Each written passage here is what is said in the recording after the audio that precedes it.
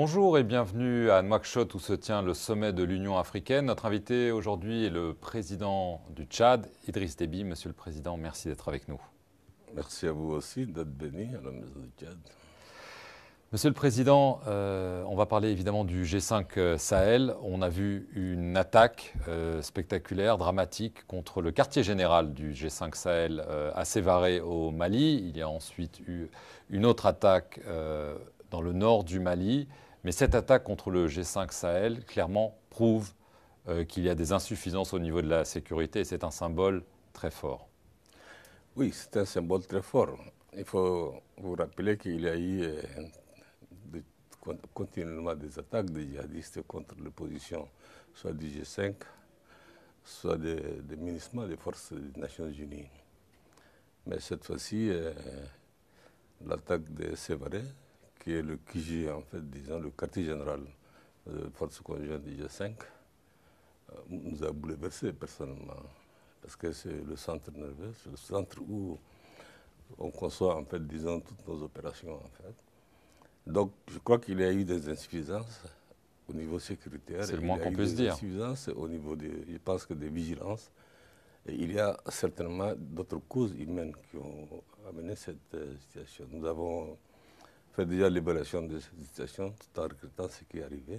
Nous espérons que nous prendrons des mesures, des décisions fortes et qui permettront qu'il n'y arrivera jamais, plus jamais, ce genre d'attaque au quartier général des forces G5 Sahel. Est-ce que vous trouvez que la mise en place du G5 Sahel traîne trop? Qu'il y a peu d'opérations? Rappelez-vous que le G5 Sahel, c'est une création de 5 pays en 2014. Évidemment, après le seul pays qui nous a soutenus, c'est la France, et qui continue à nous soutenir aussi, c'est la France. Il y a eu beaucoup de réunions à Paris, à Bruxelles, beaucoup de réunions à Bamako, à Niamey, au Tchad. Mais l'opérationnalisation de la force G5 Sahel souffre en fait, disons, des moyens financiers et des moyens matériels. Et l'opérationnalisation du G5 Sahel souffre aussi, en fait, disons, de l'incompréhension au niveau du Conseil de sécurité des Nations Unies qui ne veulent pas nous donner un mandat robuste qui nous permette, sur le plan juridique, une couverture aux pays qui sont engagés dans la lutte contre le G5 Et aussi Sahel. du point de vue financier. Évidemment, c'est le problème crucial auquel nous sommes confrontés, c'est le problème financier et le problème matériel.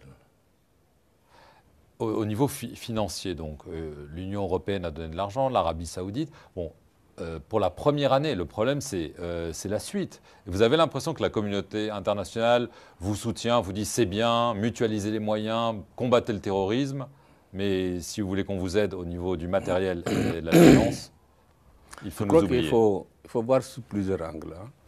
L'opérationnalisation du G5 Sahel, ça c'est une action purement militaire. Évidemment, ça souffre beaucoup de problèmes, en fait, disons, auxquels nous sommes confrontés, matériels, financiers et autres. Et il y a aussi l'autre aspect de lutte contre le terrorisme, c'est le développement. Et là aussi, nous avons eu beaucoup, je pense que des réunions, il y a eu beaucoup d'annonces en réalité, mais jusqu'au jour aujourd'hui, jusqu'à hier, en fait, disons, le constat que nous avions fait, il n'y a pas des actes précis, concrets, en fait, disons, en termes de mise en place de financement pour l'opérationnalisation du G5.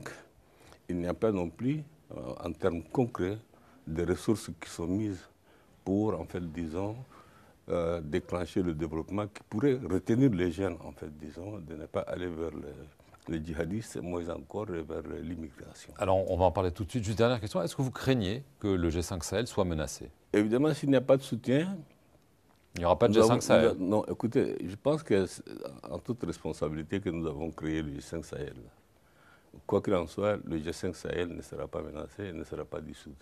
Le G5 Sahel, peut-être encore, peut-être, nous-mêmes, les pays, nous engager à financer maintenant, après 4 années, en fait, disons, d'expérience, il est important que les pays membres du G5, en fait, disons, mettent la main dans la poche, ce que nous allons faire pour la première année. Maintenant, pour la suite, on verra qu'est-ce que les partenaires vont apporter. D'accord. Vous avez évoqué brièvement la question de la migration. En Europe, c'est un sujet. Il y a eu un sommet de l'Union européenne. Oui. l'Union européenne a pris plusieurs mesures, on verra si elles seront appliquées. Il y a notamment cette idée, ils appellent ça des plateformes régionales de débarquement. C'est-à-dire que certains pays africains seraient des endroits où les migrants, on déciderait qui pourrait avoir le droit à l'asile en Europe. On sait que la France a proposé de faire des expérimentations un petit peu similaires au Niger et au Tchad. Qu'est-ce que vous en pensez? Déjà, est-ce qu'au Tchad, c'est le cas? Ça n'a donné aucun résultat au Tchad. C'est un échec Le au Tchad. problème auquel nous sommes confrontés, ça aussi, nous interceptons des milliers et milliers de migrants. Nous les amenons dans les grandes villes du Nord. Le Tchad n'a pas de possibilité, en fait, disons, de nourrir tous ces migrants. C'est grâce peut-être ces derniers temps, depuis le début, je crois, hein, avec l'aide de l'OIM, qui nous a permis, en fait, disons, de ramener ces migrants difficilement dans leur pays. Donc, ce qui fait que ça, ce n'est pas une bonne solution. Et moins encore, créer des plateformes en Libye. La Libye n'a pas d'État. Il est un pays qui n'a pas d'État. Et vous savez très bien que la Libye a instrumentalisé aussi les migrants.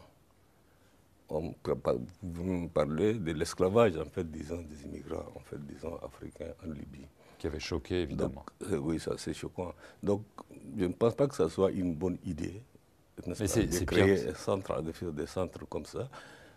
Développer les pays, en fait, disons, d'où proviennent les immigrés, pour permettre aux immigrés d'avoir du travail. D'accord. Mais juste pour clarifier, donc, le plan français au Tchad n'a pas fonctionné? Non, non, non, pas du tout. D'accord.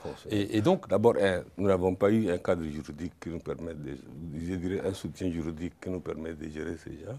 Nous n'avons pas eu non plus de moyens pour soutenir ces gens. Quand vous regroupez des hommes, il faut les mettre dans des conditions, je dirais au moins, au minimum, qui respectent le droit humain, en fait.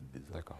Donc, sans cela, vous allez regrouper des gens dans des conditions sanitaires, dans des conditions alimentaires qui sont insupportables. Et sur le plan humain, nous ne pouvons pas continuer à faire ça. C'est pour ça que ça n'a pas marché. D'accord. Mais en Libye, pour revenir, est-ce que ce n'est pas choquant, voire presque criminel, de dire bon, ben, c'est finalement à la Libye, les gardes-côtes libyens qui doivent s'occuper de ça. Nous, en Europe, on ne veut plus s'occuper de ça. C'est en Libye, alors qu'on sait que les conditions de détention sont épouvantables. On a parlé d'esclavagisme. La Libye fait partie d'une très longue chaîne, en fait, disons, de passage des immigrants. Dans nos propres pays, nous avons des passeurs, qui sont aussi des criminels.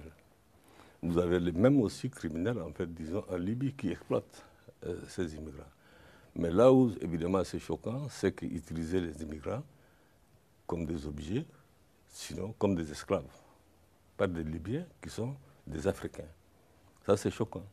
Mais est-ce que ce n'est pas choquant quand l'Europe dit c'est la Libye qui va s'en occuper, sachant comment elle s'en occupe? Non, mais l'Europe est consciente du comportement libyen vis-à-vis de ces Africains. Donc elle cautionne, si l'Europe estime qu'il faut, en fait, disons, regrouper les Africains en Libye, ça veut dire que les Libyens, faites ce que vous voulez de ces Africains. Nous, on n'en veut plus, l'esclavage, tout ce que vous voulez, faites-le. La porte ouverte. Est-ce que c'est une bonne chose? Non. Je pense que ce n'est pas une bonne chose.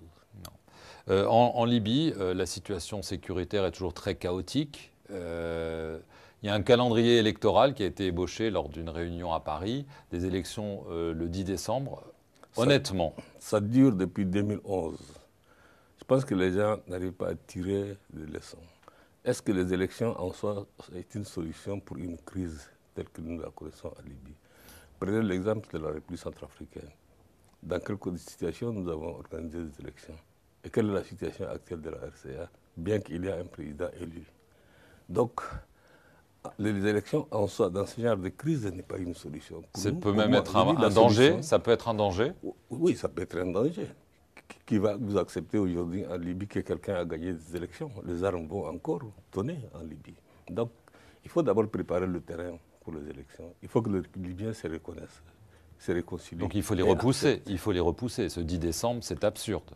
Je pense que personnellement, je n'ai pas d'objection que les élections se tiennent. Mais pas dans les conditions actuelles. Mais je suis à peu près certain qu'en décembre, il n'y aura pas des élections. Même s'il y a eu des élections et il y a eu un gagnant, ce gagnant ne pourra pas gérer la Libye. Et le désordre va s'augmenter et va continuer. La guerre va continuer en Libye. Très rapidement, vous avez mentionné la République centrafricaine. C'est un petit peu oublié. On sait que l'année dernière, l'ONU avait parlé de signes avant-coureurs de génocide. Le Tchad avait appelé la communauté internationale à faire attention à cette crise. Est-ce que vous jugez que la situation est toujours aussi mauvaise, voire pire aujourd'hui? Elle n'est pas bonne. Ce n'est pas moi qui le dis. Hier, je pense que c'est l'archevêque de Bangui qui a encore tiré sur la sonnette d'alarme. Mais la communauté internationale estime qu'en mettant une processus, en fait, disons, les procédures qu'on connaît, qui sont des Nations Unies, les forces des Nations Unies et tout ça, peuvent trouver des solutions à République centrafricaine. C'est illusoire. C'est dérisoire. Rappelez-vous, je devrais être très jeune, peut-être même en 1960, la première intervention onusienne, c'était en RDC. Jusqu'à aujourd'hui, l'ONU est en RDC, les forces onusiennes sont en RDC, sans apporter une solution. Dites-moi, quelle est vraiment la crise, une seule crise africaine qui a été gérée de bout en bout par les forces des Nations Unies et qui ont trouvé une solution? Au niveau intérieur, il y a eu certaines réformes qui ont été mises en place. Beaucoup pensent que vous voulez être président à vie. Ceux qui disent ça ne me connaissent pas, je crois. Ce sera votre dernier mandat? Je ne vous dirai pas. Seul Dieu peut me dire, en fait, disons que si je serai encore vivant d'ici 2021. Et après, on verra bien.